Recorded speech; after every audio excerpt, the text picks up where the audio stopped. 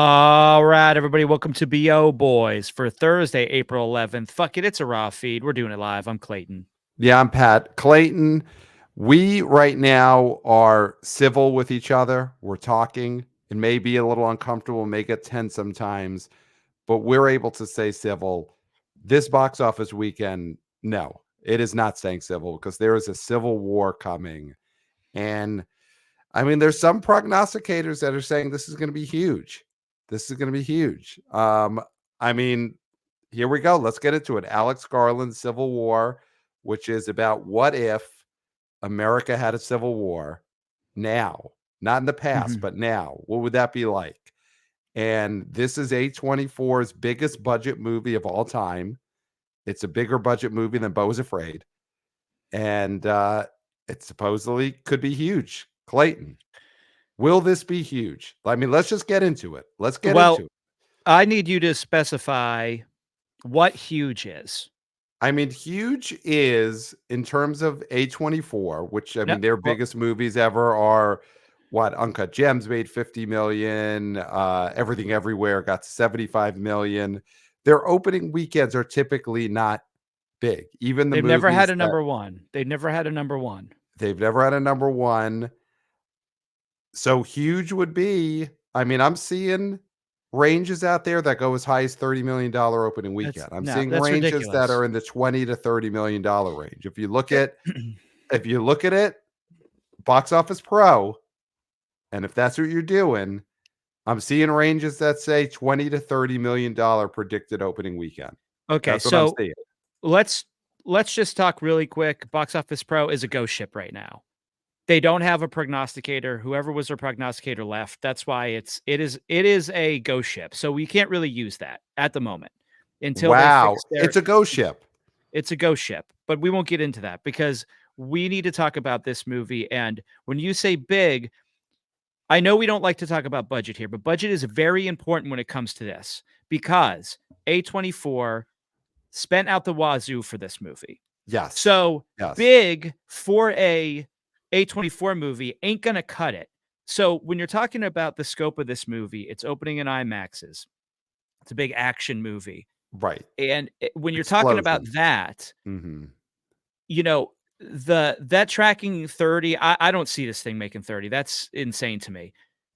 This movie most likely is going to open in the teens. And that is not big, not for a movie of this size and this budget. Right. I mean, there's budgets out there that say this is a $100 million budget, $80 to $100 million. Forget what they spent on advertising. You got to advertise a movie, but yeah, it's a movie that is approaching $100 million budget. So, I mean, $20 to $30 million opening. If a movie like that had long legs, it could do okay. But yeah, if you spent $90 to $100 million on a movie, you're expecting it to open to more like 30 to 50. So the thing with a movie like this is it comes down to we need press credentials. Not because we're critics, but as the preeminent bloodline of box office prognosticators. Right. I think this is a movie we need to see beforehand to really get a grasp of whether a general audience is going to like this and go see it. Because there's so much that's a question mark about this movie. It's called Civil War, but apparently it's not a civil war along the lines that most people would assume a civil war would be. The sort of division that is being covered by the news media, right? Okay. It's not that. It's a movie that the main characters are reporters. They're in the media. Dunst is a reporter, yeah.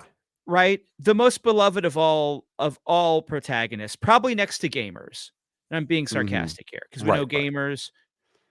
Nobody roots for a gamer at the box office. Right. Nobody roots for Gran Turismo bombs. And no matter how much Danny of Ice Screen, You Scream 4, number 4 movies, yells at us on our own show. Yells at me. Tells me to shut the fuck up. Yeah, he did tell you to shut the fuck up. Gran Turismo was about gamers and a bomb. People don't want to see movies about gamers. They want to see video game movies, but they don't want to see movies about gamers. So we can't rely on the critics and what they're saying about this movie because it's about them. And they're Mm, gonna like a movie that's about them because so many movies that are about them hate them, right? And so I think that that is skewing these numbers where we don't rely on critics that much, but for a movie like this, it does have to be critically acclaimed for general audiences to want to see it. But I think this is just too skewed by it being about what they do, you okay. know? So I think there's so much confusion with what this movie is and who's it's for that if we Mhm. got to see this, I'd have a better take on what it's actually going to make. Now, with the information that I have about this movie, I mean, Alex Garland, his last few movies did bad with audiences. I believe Annihilation got a C plus cinema score, and I Mhm. think that Men got a D or something along those lines. Correct me if Yes. I'm wrong. Yeah, yeah, the people did not like those, though I love Annihilation personally. We saw it together, and I enjoyed that Yep, movie, but it's Scream not Bear. Scream for Bear is a everybody. classic. He's better than Chauncey the Bear by a light year, yeah. Big Halloween costume that year, though, the Scream Bear. Everybody Yep, was everyone was was Scream that. Bear.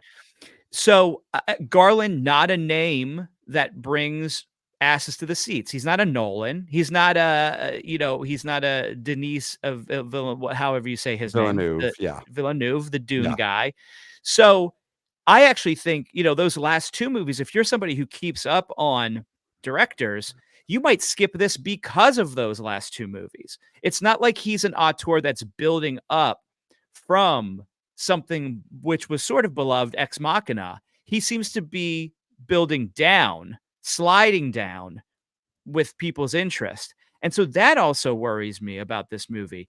So I am very low on this movie. I mean, I think this movie could possibly be a disaster for Yeah, A24. yeah, I mean, here okay, so it's a huge budget movie. It stars Kirsten Dunst, who I mean, I know I like her, and I think people like her, and she is very famous, but she's not a butts in the seats movie star anymore. You know, I If think she she ever was was, if she I ever think she was. was to some degree. Well, I think she is very well liked, and people have seen her in big movies for, the last 25 years. But I don't think she's typically the person you hang $100 million movie on. No. And then I think the next most famous person in this is Nick Offerman. Yeah. And I don't know, would you say that Nick Offerman is a big movie star? I would say the exact opposite. I Okay. would say he is not a movie star at all. He's not even a value add because I can't name a movie that he was in where someone was like, "Oh, Nick Offerman's in this. I'm gonna go see it." Okay. Right? He I was mean, good in he was good in the McDonald's movie as one I of was the just gonna say McDonald's The puppets. Founder, one of my favorite movies, and he's great in that. But if you replaced him with another actor, I feel like it'd be the same. So I don't think that he's a value add in that sense. I think he's a bigger TV star. I mean, I know Last of Us, he had an episode people cream over, but that doesn't bring people to a theater. So Mhm. he's not bringing anybody in. Yeah, so the actors aren't really bringing anyone in here. I do agree with you on Alex Garland in that he's a type of director that I would see having a fan base. Mhm. Like the letterbox crowd is going to be excited to see the next Alex Garland movie, but that is a niche audience, and definitely a niche audience when you're trying to open a movie to 30 million. And it is like with Ari Aster, Beau is Mhm. Afraid, Yeah. and you're advertising that movie, and you say from the director of Midsommar and what's the other one that kid's head gets knocked off in the Oh, car? Hereditary. Hereditary. So when you say from the director of Hereditary and Midsommar, that is a draw Mhm. for people that I would even say for mainstream audiences who probably really caught up with those movies on cable and like them. But Hereditary was a big hit for them, for A24. yeah.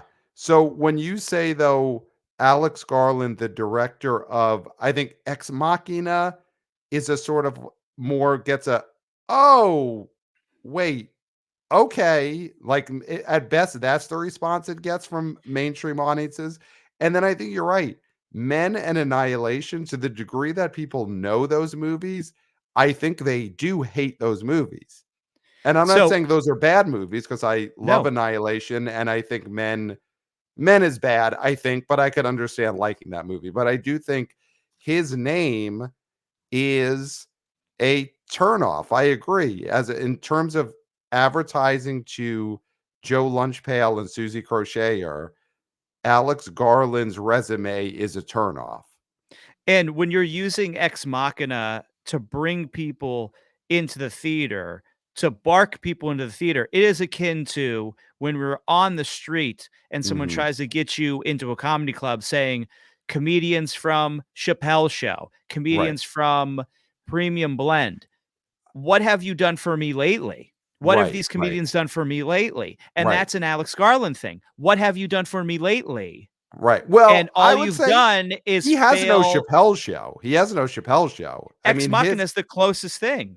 the closest thing. I mean, he's basically the equivalent of someone in Times Square barking you to a comedy club and saying, "Hey, come see comedians from Premium Blend, from Lounge Lizards, from short attention span theater."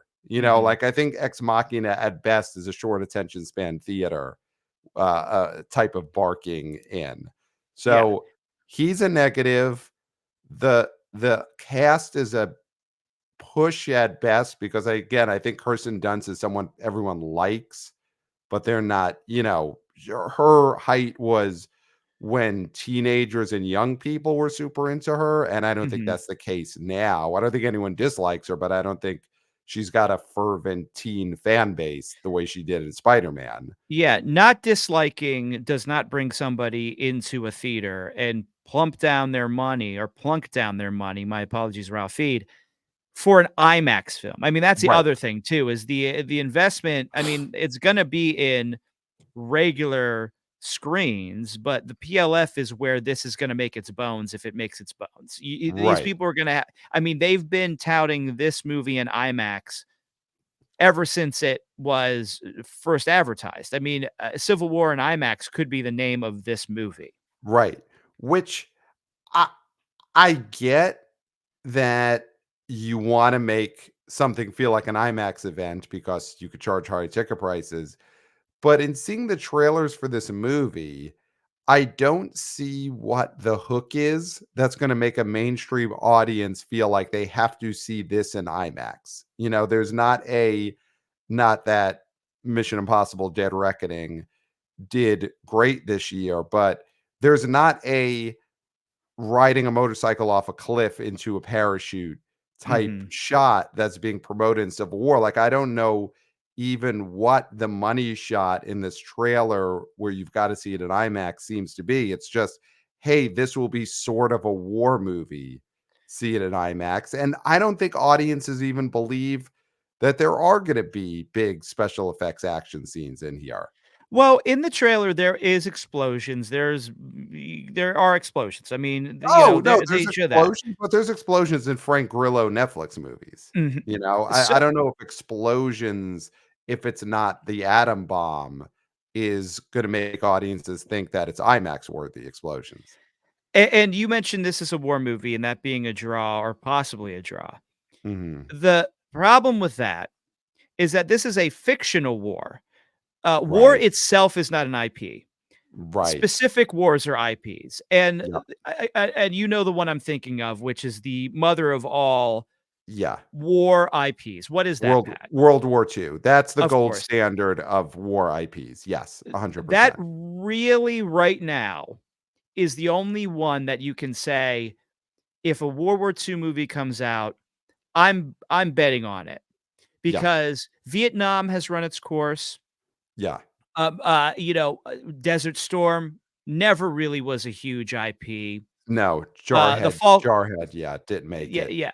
Yeah. Falklands, too small. Korea, TV. Korea. It's a Korea's TV. TV. It's Yeah, TV, yeah, and not HBO. It's just TV. yeah. And so those sort of in Civil War, even the original Civil War, I would say, has fallen out of favor on the big screen. Yeah, I mean, I do think that if this movie was about the real Civil War and not the fictional Civil War, that I mean, that's definitely a bigger IP. You know, Civil War, the Civil War is not World War II, Mhm. not by any stretch as a movie IP, but I do think it's to me, I think it's easily second in terms of war IPs. Mhm. You know, But a you're not very low sa reenacting I the mean, Falkland. There's a big gap. There's a big yeah. gap. It's World War II, huge gap, and then the real Civil War is the second biggest movie IP of Yeah. wars. Um, and I, you know, they're obviously trying to milk that, but it's not going to work for the audience that loves the Civil War because the audience that loves the Civil War is dads. Mhm. And I think that dads of all political stripes are going to be just by their dadness turned off by this alternate reality Civil War because it will offend them that this is not factually the Civil War that they love and study Mhm. and reenact on the weekends.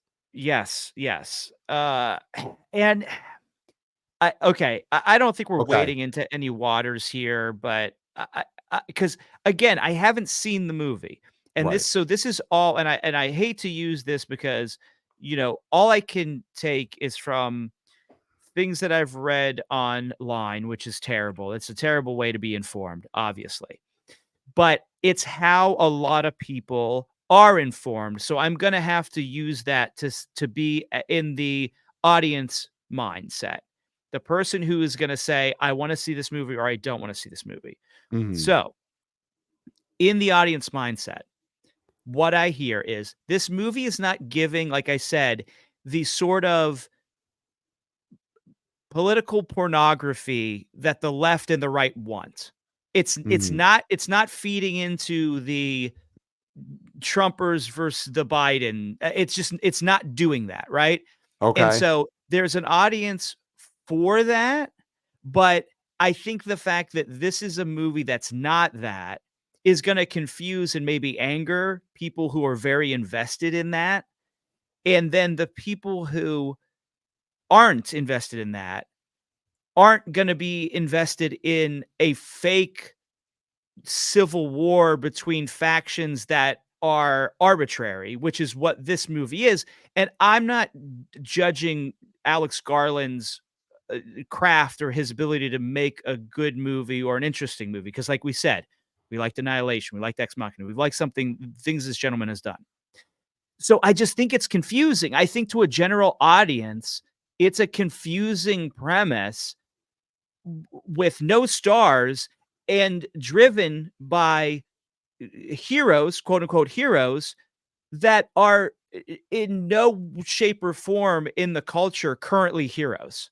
Okay. So, what do you have here other than big explosions? And like you said, there's no White House exploding, which is something we've already seen. There's Right. no set piece in these commercials that are saying, I must see this. I must see the bomb go off, like in Oppenheimer, Right. right? Right. And there's a safety in something like Oppenheimer because we all know that the bomb worked. We all know that it did what it was supposed to do and at what cost, of course, when we're talking about the existential damage. But at the end of the day, it didn't rip a hole in the universe that we know of. So you can watch Oppenheimer and be like, it happened and now it's over and I can watch it. Where this Civil War all opens up this whole idea of this could happen or whatever. You know what I mean?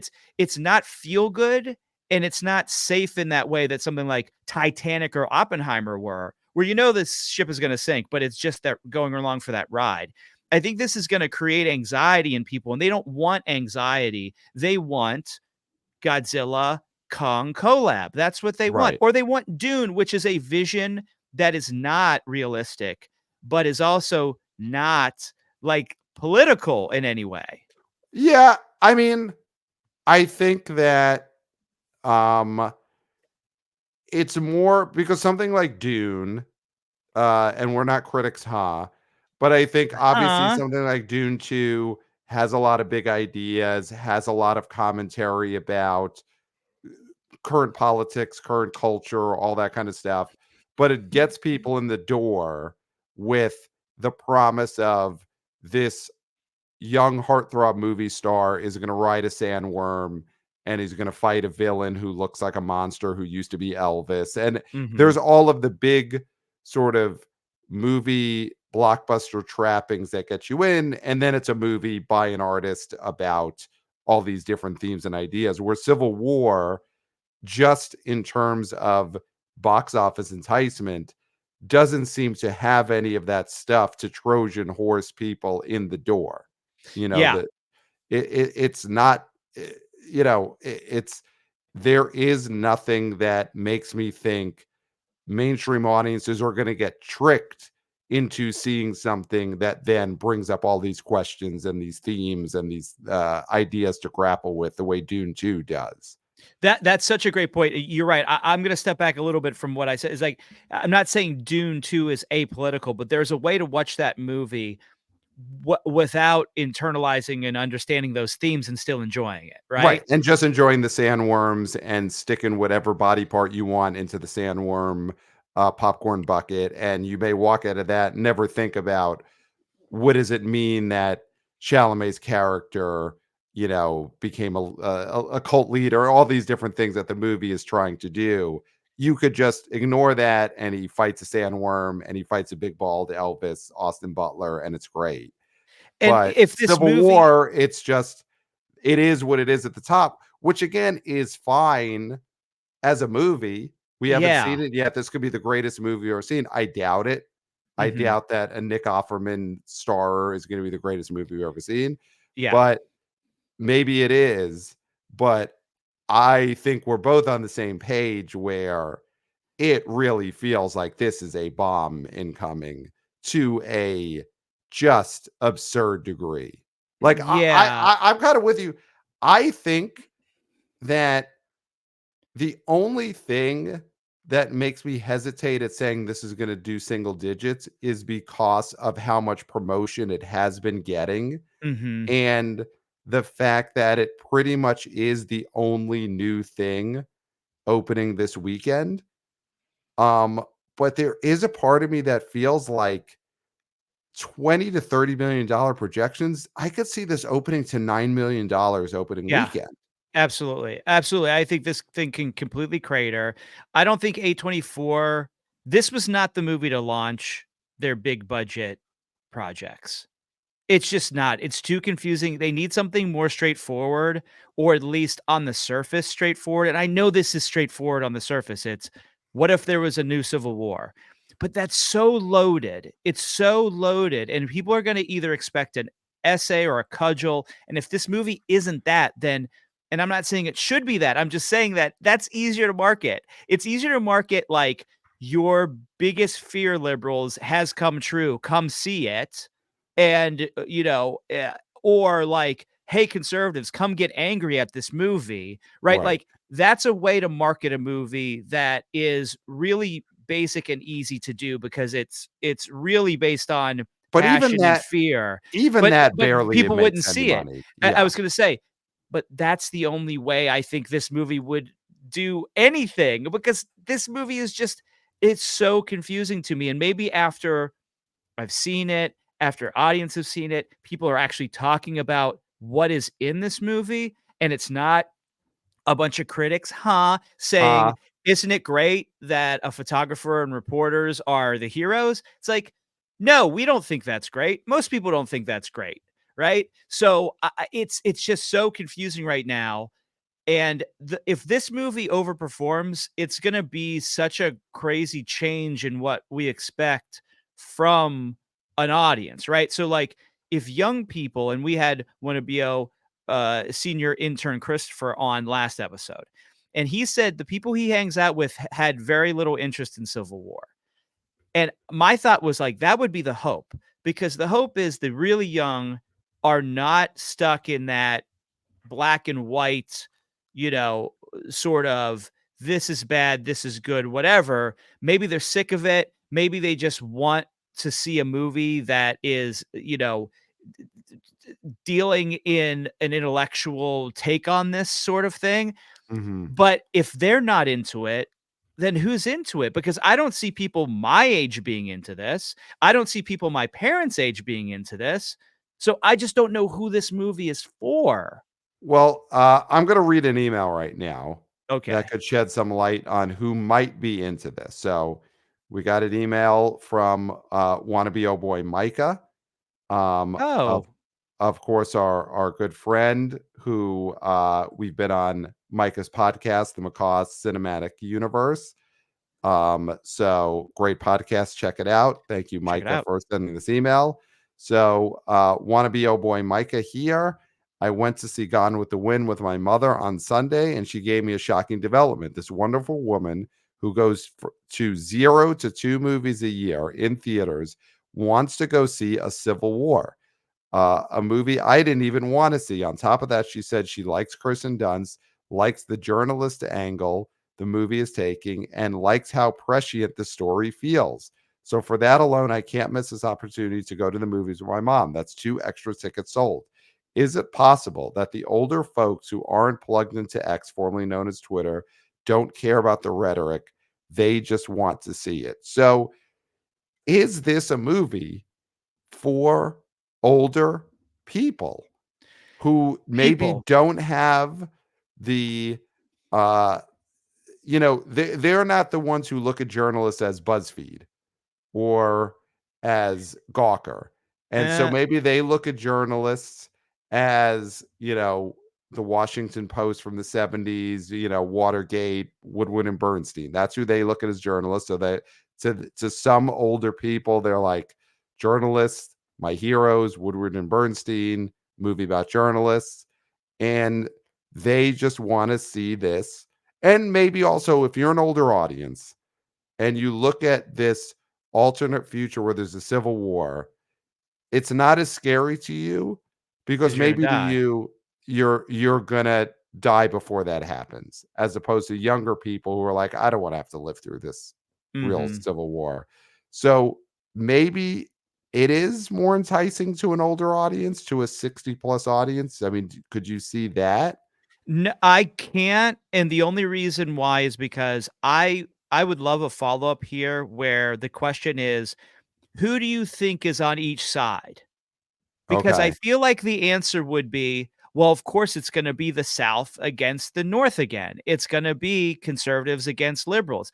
That, I think, is what this lovely, wonderful woman probably thinks, because that is the assumption that is to be made if you make a movie called Civil War in 2024. And But, so I mean, we they haven't will seen see this, but I imagine this movie is still gonna end up mostly falling on some kind of version of those lines. I know in the it trailer it says doesn't though. No, Texas and it doesn't. California together. I know that, but let's be honest. The Nick Offerman president character is going to be a stand-in for Trump. You know what I No, mean? I That's think he's prob libertarian. Pat, that is the thing, is that it is not that. That is what the reviews are saying. It is not that. It is Mhm. not that. That's not what it is. So therefore, what is it? And are people going to be able to wrap their head around this whole different thing? When you call a movie Civil War, it's just so loaded in this country right now. That's the thing. If it was called something else, I would be like, maybe this has a better shot. But Mhm. they named it Civil War purposefully to get people interested. And that's fine. That's marketing. That's what you do, right? I mean, we always talk about rebrands. We're talking about Deadpool and Wolverine collab. They, Deadpool X Wolverine. Yeah. Deadpool X Wolverine collab, right? Yeah. So we love that sort of stuff, right? Uh, but I just think it's such a loaded title for what this movie is purportedly about. Well, here's what I could promise you. I'm seeing this film on Friday. Me and Okay. my wife are going to see this film. So when we get the results and do our results episode, uh, the Sunday night, Monday morning, I will have seen this film and I could put all the doubt to rest about what this film was actually about. And so when we go over the numbers, I will know why this bombed because it will bomb. Okay, it will But I will bomb. see it and I might like it because I mean I like Alex Garland stuff, but I agree. I don't know who is excited to see this.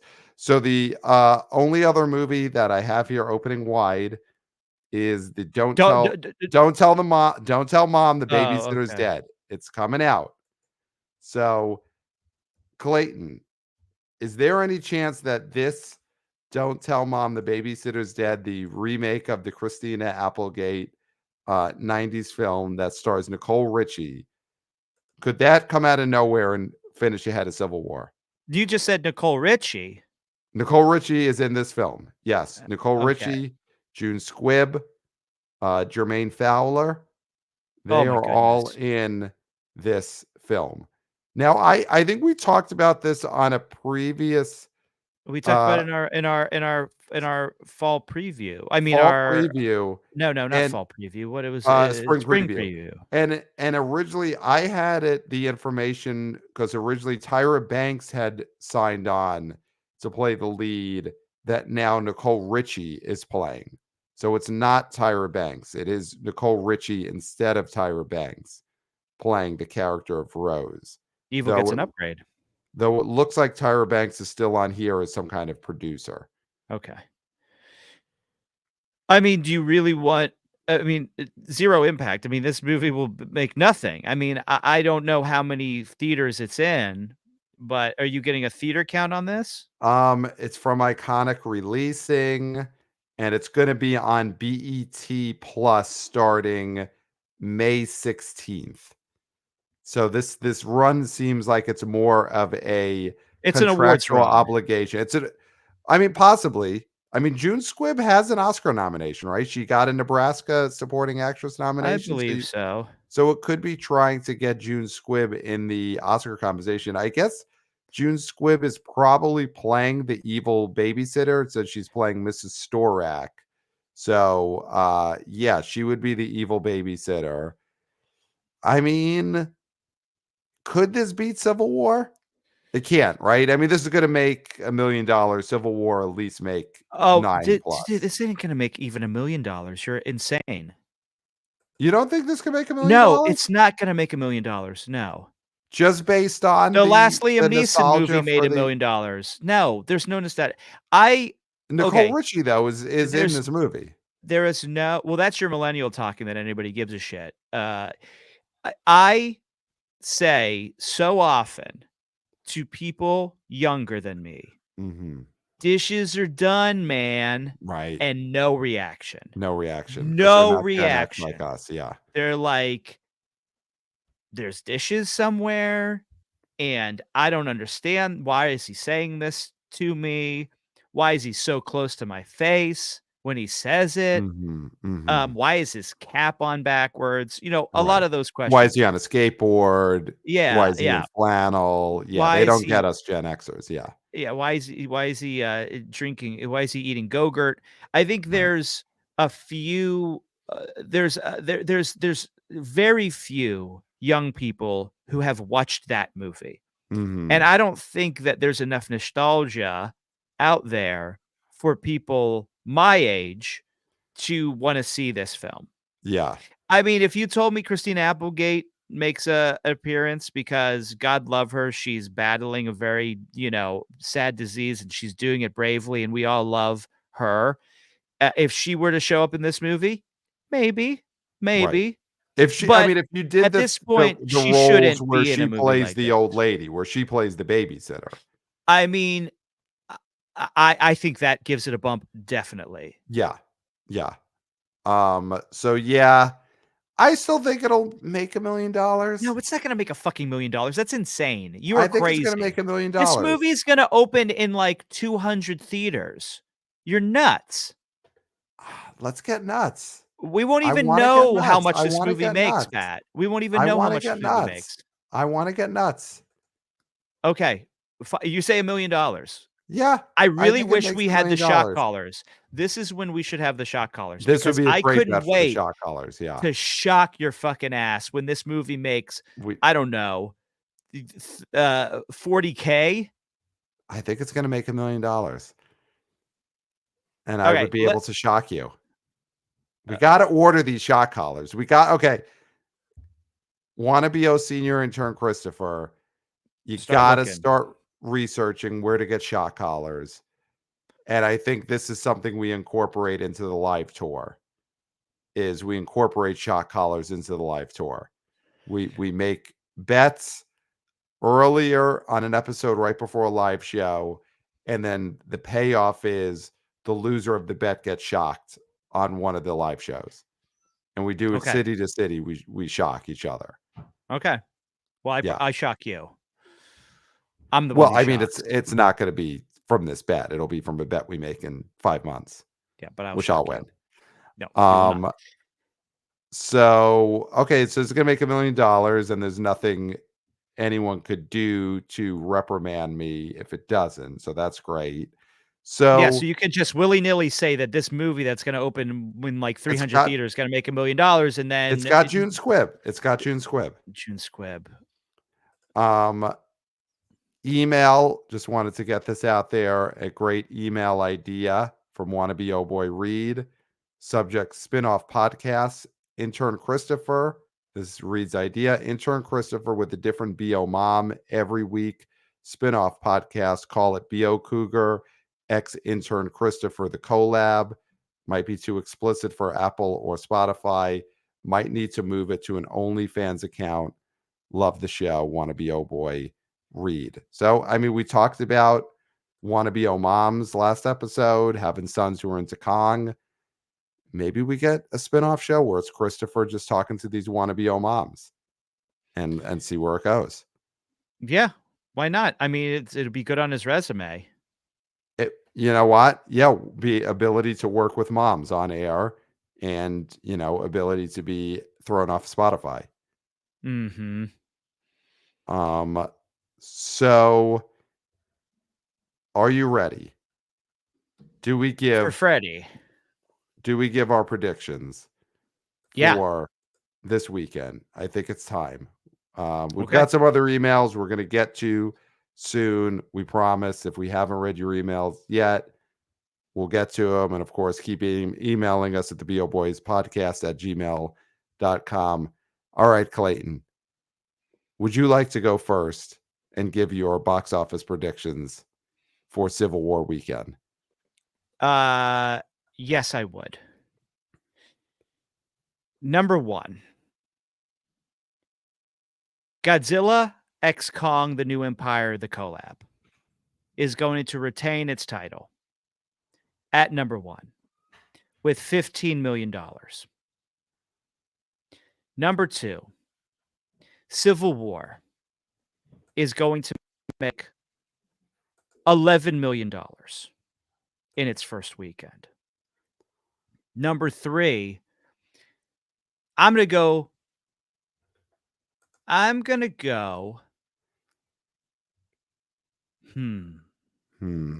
This is where it gets it's tough. tough. This is where it gets tough. I know You where I'm know, going. I I know where I'm going. you know, Monkey Man. Yep. I'm That's gonna what go I was Monkey gonna go. Man just because I think good word of mouth-ish, I think it's gonna have a small drop. I say that makes about 6 mil. Okay. Under that, Kung Fu Panda, Rats Need Their Cheese. And then number 5, Ghostbusters Frozen Empire. Okay. Okay. That's my top 5. Pat, Yeah. what is I your top am 5? also I'm going Godzilla X Kong. I think it can make like 16 million. Civil War number 2. I think it's making 9 million. I I have love no that. faith in I this movie. fucking love that. Single digits. Single Single digits. digits. It's just all the reasons we said. Who is interested in this movie? If it makes double digits, it's just because of just how much awareness there is and And how little IMAX there ticket is out. price. And IMAX ticket price. And if Mhm. it does get the majority of IMAXs, that could just by default put it in there, but I just don't think there's real interest in this. So I have Mhm. that number 2 at 9,000,000. Um, I do agree, Monkey Man number 3, and I think that is another reason why Civil War is going to bomb this weekend, is Mhm. I think the younger people who are looking for a cool, interesting movie are gonna go see Monkey Man. I think the, uh, the buzz that it got on the internet didn't pay off in a big way in the first weekend, but I do think that, this is gonna be where we see if this turns into a leggy movie, is the second weekend, and I do think it'll leg out enough to put a real dent in Civil War, 'cause Okay. it just it seems like that'll be the choice of the younger people looking for something cool at the box office this weekend. So number 3, Monkey Man. Yeah, I guess God, Kung Fu Panda. Is Kung Fu Panda gonna leapfrog? No, I think Ghostbusters Frozen Empire is going to hold enough to be number 4, and Kung Fu Panda 4 at number 5. The one that interests me that I'm looking forward to seeing what it does is the second weekend of The First Omen,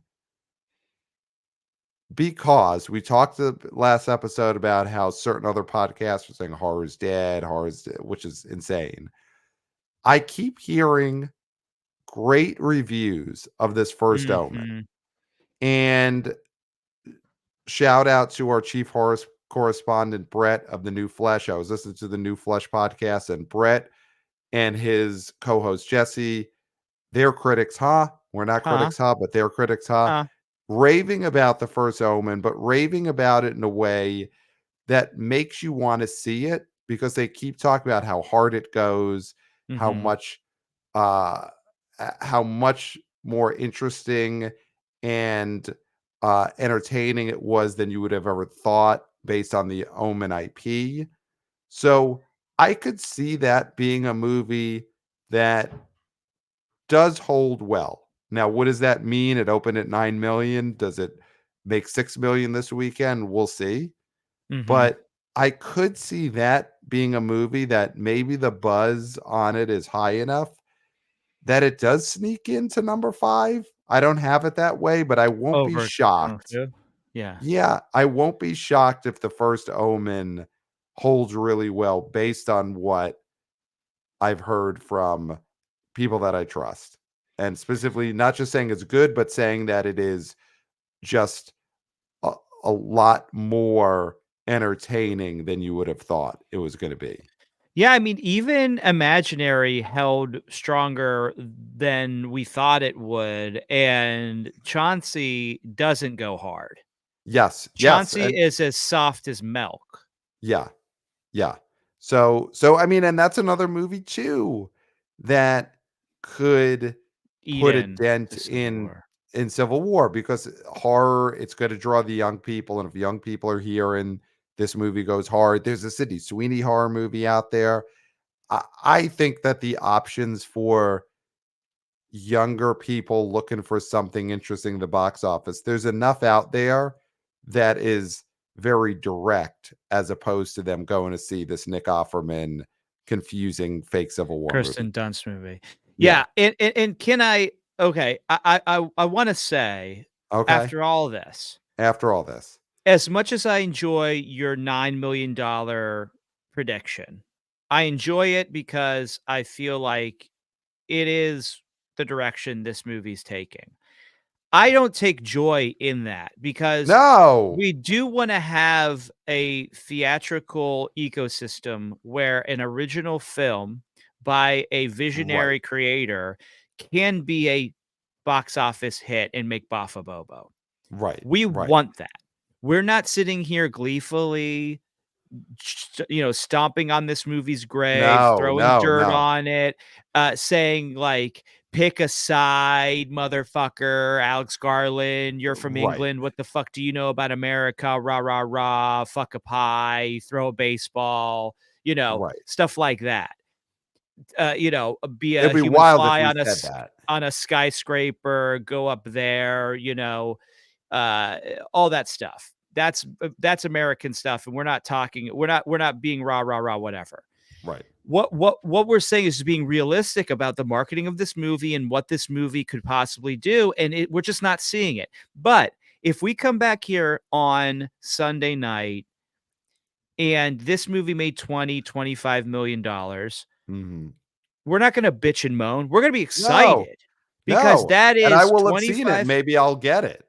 and that'll be 25 million more dollars to keep theatrical going.